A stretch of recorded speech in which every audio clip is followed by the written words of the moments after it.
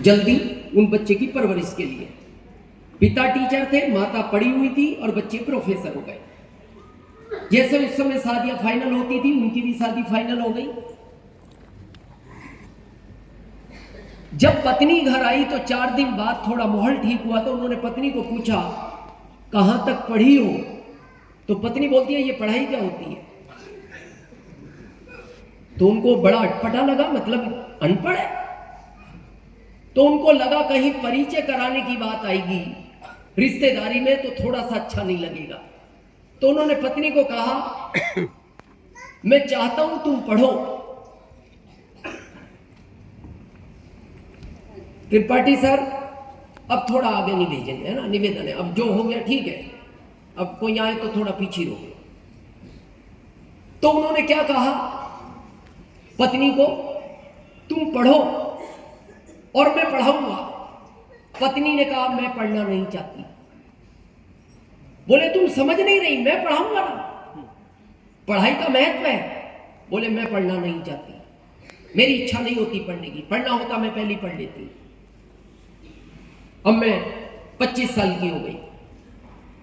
अब उनका तो भाव था पढ़ाने का, लेकिन पत्नी नहीं चाहती थी। जैसे कई का आपका भी भाव होता है, मेरा रिश्तेदार आरसीम में आए, मेरा दोस्त आरसीम में आए, पर वो नहीं आना चाहता।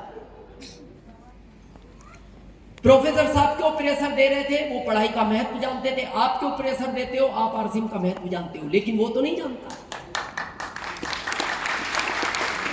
दिन निकलते गए, जब भी पढ़ाई की बात आती थी पत्नी को गुस्सा आ जाता था। वो कहते थे, तुम्हें शर्म लगती है तो मैं रूम में अकेले बैठ के पढ़ाऊंगा, तुम्हें शर्म लगती है तो मैं रूम बंद करके पढ़ाऊंगा, लेकिन तुम पढ़ो। और मैं इसलिए पढ़ाना चाहता हूं, तुम अकेले में कहीं जाओ तो तुम्हें यह तो पता होना चाहिए ये क्या लिखा है, तुम्हें यह तो पता होना चाहिए तुमने 100 रुपए सब्जी के दिए कि 70 की सब्जी ली तो 30 बचे, पर वो एक ही जिद पे अड़ी थी, मेरे को नहीं पढ़ना तो नहीं पढ़ना। एक दिन उन्होंने थोड़ा प्रेशर ज्यादा दिया तो पत्नी को गुस्सा आ गया। पत्नी बोलती है, अगर बार बार आप पढ़ाई की बात की तो मैं 3 दिन का इकट्ठा भोजन बनाऊंगी और ठंडा खाना 3 दिन, या फिर पढ़ाई की बात नहीं करना। तो वो चुप हो गए। जैसे आपका दोस्त भी कई बार जब आप ज्यादा आरसीएम करते हो तो वो कहता है, मैं तेरा फोन उठाना बंद कर दूंगा, या तो आरसीएम की बात नहीं करना। तो आप क्या कहते हो, फोन उठाना, मैं आरसीएम की बात नहीं करूंगा। कुछ दिन बाद उनके 2 बच्चे हुए, बेटा और बेटी जुड़वा। जब वो बच्चे 10 साल के हो गए तो वो तो प्रोफेसर थे, उन्होंने बच्चों को बहुत अच्छा पढ़ाया। एक दिन उन्होंने बच्चों को कहा, बेटा अपने परिवार में केवल तुम्हारी मां नहीं पढ़ी, और मां बच्चों से बड़ा प्यार करती है, बच्चों का कहना भी मानती है, तो एक दिन तुम भी प्रयास करो ना मां को पढ़ाने का। तो एक दिन उन बच्चों ने अपनी मां से कहा, मां अपने परिवार में आपको छोड़कर सब पढ़े लिखे हैं, क्या ये बात तुम जानती हो? तो उसने कहा, मैं तो ये भी जानती हूं, ये बात तुम्हें बताई किसने है?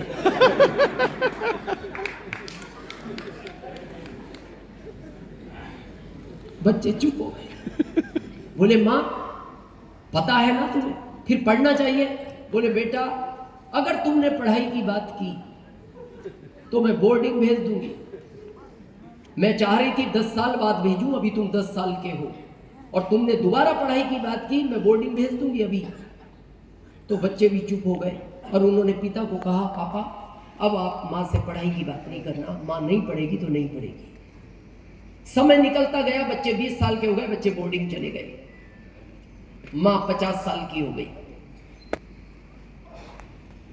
एक दिन प्रोफेसर साहब घर आए और उन्होंने पत्नी को कहा, भारत सरकार एक ट्रेनिंग पे मेरे को भेज रही है शहर से 200 किलोमीटर दूर 20 दिन के लिए, और मेरा कपड़े का बैग पैक कर दो, मैं 20 दिन बाद आऊंगा। पत्नी ने कहा, आप 1 दिन के लिए जाते हो तो 3 दिन पहले बताते हो, और अचानक 20 दिन के लिए, और अचानक बैग पैक कर दो।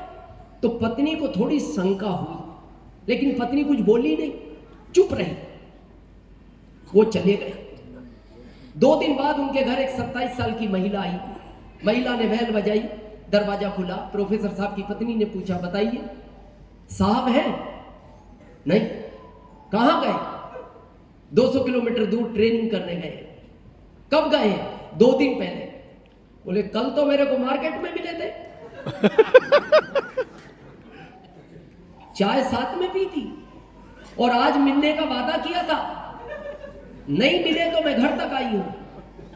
अब उसकी शंका विश्वास में बदल गई।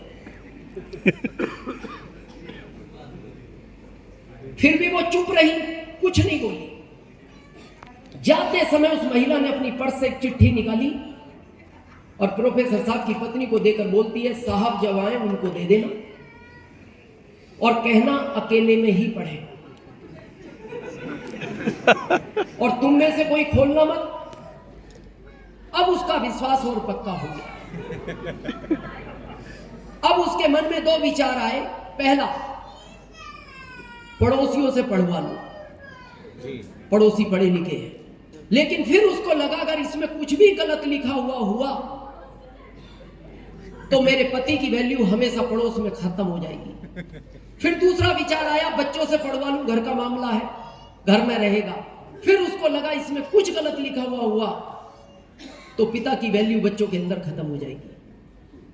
उसने वो चिट्ठी अलमारी के अंदर अपने कपड़ों के बीच में छिपा दी और बच्चों को फोन किया, बेटा घर आ सकते हो, छुट्टी है या नहीं? मां 2 दिन की छुट्टी है, 2 दिन बाद एग्जाम शुरू होगी, अभी 2 दिन की छुट्टी है, तो बेटा घर आ सकते हो? हाँ मां। हुआ क्या? नहीं पहले घर आओ। अरे मां बताओ तो सही, अचानक? नहीं पहले घर आओ। बच्चे घर आए भागते हुए। क्या हुआ मां को अचानक? तो बच्चों ने पूछा, मां हुआ क्या? बोले बेटा मैं पढ़ना चाहती हूं। क्या क्लियर हो गया? बोले तुम पागल हो गए, 50 साल उम्र है। बोले नहीं मैं पढ़ूंगी। क्यों पढ़ना चाहती थी वो? चिट्ठी पढ़ने के लिए। उसको चिट्ठी पढ़नी थी, उसका क्यों क्लियर था। क्यों क्लियर था? बच्चों ने कहा मां इस उम्र में नहीं पढ़ाई होगी, मैं पढ़ूंगी, पढ़ाओ मेरे को। बोले मां हम नहीं पढ़ा सकते, हमारी 2 दिन बाद एग्जाम है। वो तो आपने कहा जल्दबाजी में भाग आए, कुछ हो गया क्या? नहीं पढ़ाओगे? तुम्हारे पिता से बात करो, बहुत बोलते थे, कमरे में पढ़ाऊंगा। उन्होंने पिता को फोन किया, पिता ने कह दिया मेरे पास अब टाइम नहीं है, गवर्नमेंट की बहुत सारी जिम्मेदारियां, और मना कर दो, पागल है क्या 50 साल की उम्र में? उसने कहा मैं पढ़ूंगी तो पढ़ूंगी। क्यों क्लियर था? बच्चों ने कहा मां पिताजी भी नहीं पढ़ाएंगे, मेरा कोचिंग लगवाओ। बोले मां कोई भी पढ़ाने नहीं आएगा, घर कोई पढ़ाने नहीं आएगा, एग्जाम का टाइम है। बोले फिर मैं पढ़ने जाऊंगी। बोले मां 3 किलोमीटर दूर है कोचिंग वाला, 6 किलोमीटर आना जाना रोज का है, स्कूटी भी चलानी नहीं आती, पैदल जाऊंगी, पर पढ़ूंगी तो पढ़ूंगी। पिता ने कह दिया लगवा दो कोचिंग, और वो पढ़ने लगी। लगन थी पढ़ने में, क्योंकि क्यों क्लियर था जी। 16 दिन में पढ़ना सीख गई। और क्या पढ़ना सीख गई? ये क्या लिखा है, और उसको उतने की ही जरूरत थी। उसे कोई साइंस मैथ से काम नहीं था। क्या जरूरत थी? क्या लिखा है, और 16 दिन में पढ़ना सीख गई। लगन इतनी थी। 16 दिन बाद घर आई, अलमारी खोली, कपड़ों के नीचे से वो चिट्ठी निकाली, फिर चिट्ठी को खोला और उस चिट्ठी में लिखा था ये सब नाटक तुम्हें पढ़ाने के लिए की गई है।